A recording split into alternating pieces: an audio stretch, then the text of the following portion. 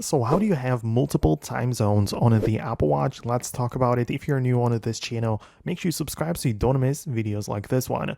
Well, the Apple Watch just displays the main time of your main time zone, right? This can be set up in the iPhone's settings, general, and date and time, right? Because the Apple Watch reflects your iPhone settings.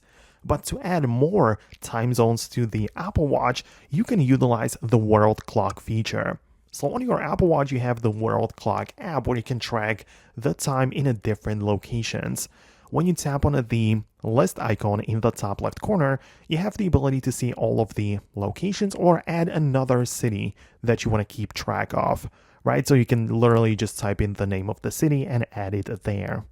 But to make it all appear on your watch face, like on the main watch screen when you look at the watch, right, you can hold down on your screen and go to the edit mode and choose one of the complications, which is like the little widget around your time, to display the world clock, right? So you can make it display plenty of different things, right? It might show like the battery percentage or I don't know, like weather, but you can switch it for the world clock. So when you look at your wrist, you'll be able to see the main time in your location, but also another time in a different place, right? So you will technically have two time zones on the Apple Watch, like two times, right? If that makes sense. So that's how you set it up. In case of any questions, leave them below, but most definitely subscribe because I don't want you to miss the next tutorials similar to this one. I have so many videos coming up on this channel, so make sure to stay tuned and I'll see you later in those videos as well.